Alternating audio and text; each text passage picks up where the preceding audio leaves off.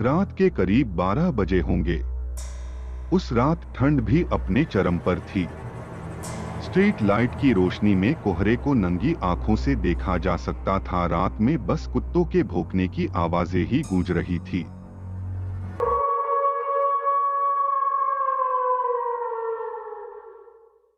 जो उस रात के सन्नाटे को चीरती हुई और भी ज्यादा मनहूस लग रही थी, वो डरावनी रात किसी आम इंसान की तो दिल की धड़कन को बंद करने का आसान रास्ता था।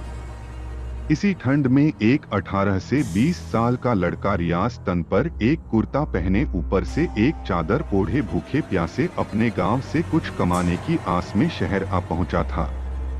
उस रात कहीं कुछ ठिकाना न मिलने के कारण वही काली पड़ी जगह पर पेड़ के नीचे सो गया। सुबह उसकी हालत बहुत खराब हो गई थी। ठंड और भूख ने उसे बेतहासा कर दिया था। तभी वहां एक आदमी आया। उसके हाथों में एक चाय का गिलास था।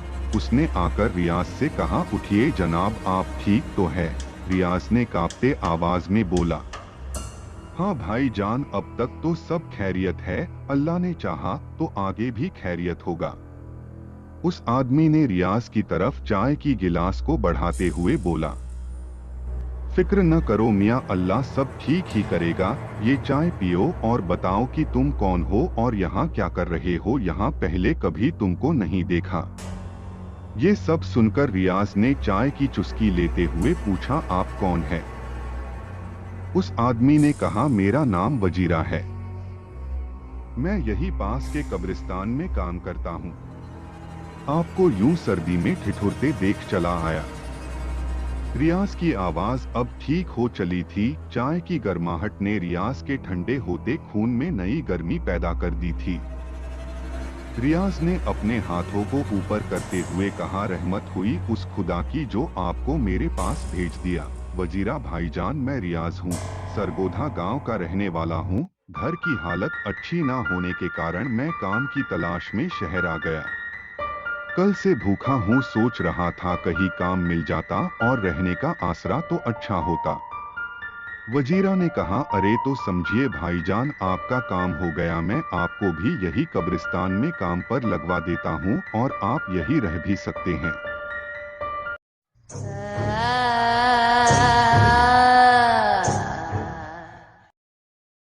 रियाज राजी हो गया। वजीरा ने बात करके रियाज को कब्रों पर पानी देने के काम पर लगा दिया। अब दोनों एक साथ रहने लगे और अपना काम करने लगे। कुछ दिन बड़े अच्छे से बीत गए, पर एक दिन रियाज ने वजीरा को कब्र से निकलते हुए देखा। ये कब्र बिल्कुल नई थी। आज ही शाम एक 30 साल की औरत की मौत के बाद बनाई गई कब्र थी।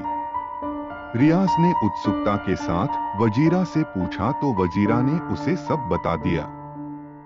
सारी बातें सुनकर रियाज को बहुत आश्चर्य हुआ, साथ ही बहुत ही खुशी भी हुई, मानो कोई खजाना मिल गया हो। वजीरा ने रियाज को बताया कि जब इस कब्रिस्तान में किसी लड़की या औरत की लाश आती है तो वो कोशिश करता है कि लाश को दफनाने में शाम कर दे और फिर रात होने तक उस लाश के सगे संबंधी सब चले जाते हैं। तो वजीरा रात को कब्र को खोदकर लाश के पैरों के साइड से पत्थरों को खिसककर अंदर जाता है और उस लाश के साथ शारीरिक संबंध बनाता है।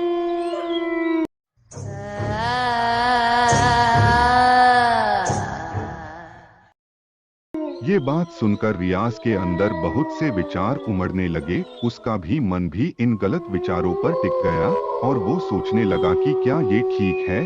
तभी वजीरा ने कहा, कहाँ खो गए भाईजान? रियाज ने अपने विचारों को छिपाने की कोशिश में लड़खड़ाते हुए बोला, नहीं कुछ नहीं। वजीरा ने कहा, अरे मियाँ बता भी दो, आपके मन में क्या चल रहा है? रियाज ने कहा, वजीरा भाईजान, ये गलत नहीं है, डर नहीं लगता आपको? अल्लाह क्या कहेगा?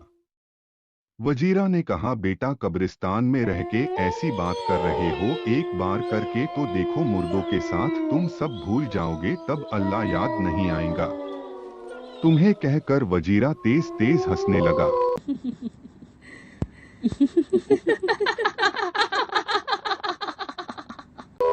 उस काली अंधेरी रात में वजीरा की आवाज किसी शैतान से कम न थी। वो तो होनी ही थी। ऐसी हैवानियत करने वाले इंसान का दिमाग कैसा होगा?